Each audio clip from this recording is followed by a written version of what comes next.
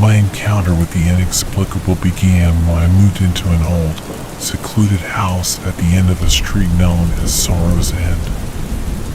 The house, a looming structure of weathered stone and time-worn wood, had an air of grim solitude that matched its foreboding name. Despite its eerie appearance, the house was all I could afford, a refuge from the tumultuous life I had left behind. However, soon after moving in, I realized that my sanctuary was anything but peaceful. It started with faint, unexplained noises, a creaking floorboard or rustling in the walls, a soft thud emanating from the closet in my bedroom. Initially, I dismissed these sounds as the house settling or perhaps rodents in the walls. But as the days passed, the noises grew more distinct, more sinister. One night, as I lay in bed, the closet door began to shake violently, as if something was trying to break free. I lay frozen, my heart pounding in my chest as the shaking grew more intense. Then, as suddenly as it had started, it stopped, and a deep, guttural growl echoed from within the closet. In the following days, the atmosphere in the house grew increasingly oppressive. Objects would move on their own, shadows seemed to flicker and twist, and the air was often filled with the stench of sulfur. But the worst was the feeling of being watched, a malevolent gaze that seemed to bore into my soul. Determined to understand what was happening, I began to research the history of the house. I discovered that it had been built on the site of an old asylum, a place of suffering and madness, long since demolished. The asylum had a dark reputation, with stories of inhumane treatments and unexplained deaths. As I dug deeper, I uncovered tales of a doctor who had dabbled in the occult, seeking to harness demonic forces for his twisted experiments. It was said that he had summoned something he could not control, a demon that brought death and terror to the asylum. Realizing the gravity of my situation, I sought the help of a local priest, Father Michaels, known for his knowledge of the supernatural. He agreed to perform a cleansing ritual in the house to banish the malevolent presence. The night of the ritual, the air in the house was electric, charged with a malevolent energy. Father Michaels began his incantations, sprinkling holy water as he moved through the rooms. When he opened the closet, a howl of rage erupted, and a dark figure emerged, its form shifting and twisting, a creature of shadow and flame. The house shook as if in the grip of an earthquake, the walls bleeding a black ichor. The demon, a manifestation of pure evil, fought against the ritual, its growls and shrieks a cacophony of terror. Father Michaels, undeterred, continued his incantations, his voice steady and resolute. I stood by him, clutching a crucifix, my heart racing with fear. After what seemed like an eternity, a blinding light filled the room, and the demon let out a final, ear-splitting scream before vanishing in a burst of flame. The house fell silent, the oppressive atmosphere lifting instantly. Father Michaels assured me that the demon had been banished, that the house was now cleansed of its malevolent presence. Though I continued to live in the house, the memory of that night never left me. The closet remained closed, a constant reminder of the horror that had lurked within. The demon of Sorrow's End was gone, but its echo lingered, a chilling reminder of the darkness that can dwell in the most unassuming of places. Now the second story.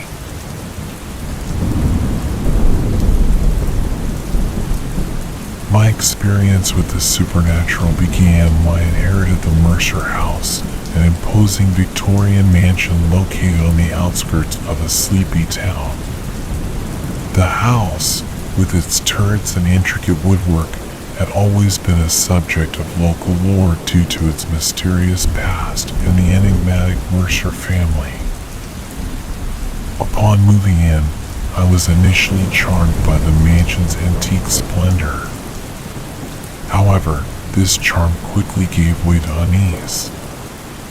It began with subtle disturbances, strange noises in the night, doors creaking open on their own, and a persistent cold draft that seemed to emanate from the closet in my bedroom. Initially, I dismissed these occurrences as the quirks of an old house. But one night, everything changed. As I lay in bed, the closet door slowly creaked open, revealing nothing but impenetrable darkness. From within that darkness, a low, guttural growl resonated, filling the room with an oppressive sense of dread. The following day, determined to dispel my fears, I thoroughly examined the closet. To my dismay, I found a series of strange symbols scratched into the back wall, their design unlike anything I had ever seen. This discovery prompted me to delve into the house's history. My research led me to disturbing tales about the Mercers, a family rumored to have dabbled in occult practices. The last of the Mercers, according to town records, was a reclusive man who disappeared under mysterious circumstances. It was rumored that he was involved in summoning rituals, attempting to contact entities from other realms. With a growing sense of horror, I realized that the disturbances in the house might be linked to these rituals. My sleep became plagued with nightmares, visions of shadowy figures emerging from the closet, and whispered incantations that chilled my soul. The situation escalated one fateful night when the growling from the closet turned into a cacophony of inhuman voices. The air in my bedroom twisted and shuddered as if a portal was opening within the closet. From the swirling darkness emerged a figure, demonic in appearance, with eyes that burned like coals and skin etched with the same symbols I had found in the closet. Frozen in terror, I watched as the demon stepped out of the closet, its presence so overwhelming that the air seemed to warp around it. It spoke in a language I didn't understand, but its intent was clear. It was a being of pure malevolence, unleashed from its confines and hungry for destruction. In desperation, I sought the help of a local priest, Father Thomas, who was knowledgeable in matters of the supernatural. He listened to my story with a grave expression and agreed to perform an exorcism on the house. The night of the exorcism, Father Thomas arrived with a small team of clergy. They began their ritual in my bedroom, reciting prayers and sprinkling holy water. The reaction was immediate and violent. The house shook, winds howled through the rooms, and the demon appeared, roaring in defiance. The battle between the holy men and the demon was a spectacle of terror and power. The priests chanted, their voices unwavering despite the chaos unfolding around them. Father Thomas, in the midst of the turmoil, remained steadfast, confronting the demon with an array of sacred relics. As the ritual reached its climax, the demon's form began to flicker and wane, its roars diminishing to pained howls. With a final, ear-shattering scream, it dissolved into a cloud of dark mist before vanishing completely. The house instantly fell silent, the oppressive atmosphere lifting, replaced by a sense of peace that hadn't been felt in years. I left Mercer House shortly after the exorcism. Though the demon was gone, the memories of that terror lingered. The house remained standing, a silent monument to its dark past and a reminder of the thin veil that separates our world from the realms of darkness and malevolence. Now the third story.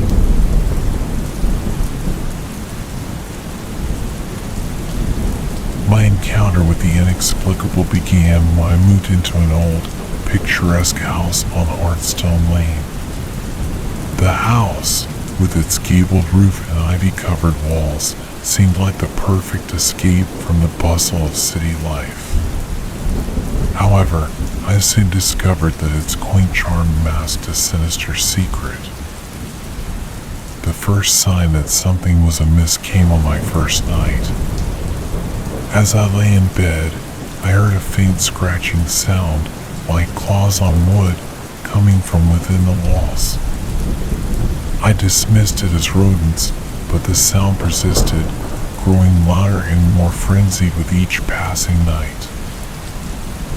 I began to notice other disturbances, objects moving on their own, shadows that seemed to lurk and watch, and a cold spot in the living room that never warmed, no matter how high the heat was turned. But the most disturbing occurrence was the appearance of a dark, humanoid figure that I would see out of the corner of my eye, disappearing whenever I tried to look directly at it. One night, the disturbances escalated into terror. I was jolted awake by a deafening roar that filled the house. The air turned icy cold, and I felt a malevolent presence envelop the room. In the darkness, I saw the figure clearly for the first time. It was a demon, its eyes burning with malice, its form shrouded in shadow. I watched in horror as the demon began to move towards me, its steps causing the floorboards to creak ominously. I wanted to run, but fear rooted me to the spot. Just as it reached the foot of my bed, it vanished, leaving behind a suffocating feeling of despair. The next day, desperate for answers, I researched the history of the house. I learned that it had been built on the site of an old asylum known for its cruel and unorthodox treatments. Further digging revealed a series of unexplained deaths and rumors of dark rituals performed by the asylum's head doctor, who was obsessed with contacting demonic entities. Realizing that the house might be haunted by a demon summoned during these rituals, I sought the help of an expert in paranormal phenomena, Dr. Eliza Harrow. Dr. Harrow, a renowned investigator of the supernatural, agreed to help me understand and confront the entity. Dr. Harrow arrived equipped with various instruments and tones. She conducted a series of experiments and rituals over several days. Each night, the demonic activity intensified, as if the entity was angered by our attempts to banish it. On the fourth night, Dr. Harrow initiated a powerful ritual to trap and banish the demon. As she chanted in an ancient language, the air around us crackled with energy. The house shook, windows shattered, and the dark figure emerged, its form more terrifying than ever, a twisted manifestation of rage and hatred. The demon lunged at us, its claws extended, but Dr. Harrow continued her ritual unfazed. She held up a talisman, and a beam of light emanated from it, enveloping the demon in a blinding glow. The demon howled in pain and fury, its form dissolving into the light until it disappeared completely. In the aftermath, the house was eerily quiet. The malevolent presence was gone, and for the first time since moving in, I felt a sense of peace.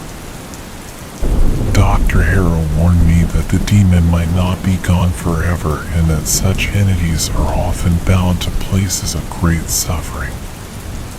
She advised me to move out, which I did without hesitation. The house on Hearthstone Lane stands empty now, a silent sentinel guarding its dark past. I sometimes pass by it, and each time I can't help but feel that something watches from the windows, waiting in the shadows.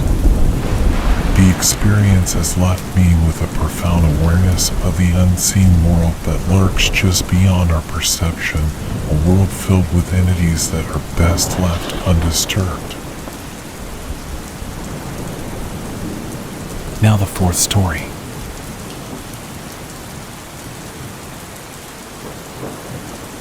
My descent into terror began with the inheritance of Eldergrove Manor, a sprawling estate surrounded by dense, ancient woods. The manor, shrouded in both grandeur and gloom, had been in my family for centuries, but I had never set foot in it until the lawyer handed me the keys. Upon my arrival, the sight of the manor filled me with a sense of unease. Its towering structure, adorned with Gothic spires and gargoyles, cast a long, foreboding shadow. The once beautiful gardens were now overgrown, and the air was thick with the scent of decay. The first few nights were marked by an oppressive silence, but soon I began to hear whispers in the dark, footsteps echoing through the halls, and a faint, melancholic melody playing from somewhere deep within the manor. One evening, as I explored the labyrinthine corridors, I stumbled upon a hidden room. The room was a library, filled with ancient books and manuscripts.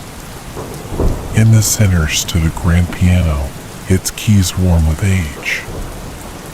As I approached it, the room grew colder, and the air became charged with a palpable sense of dread.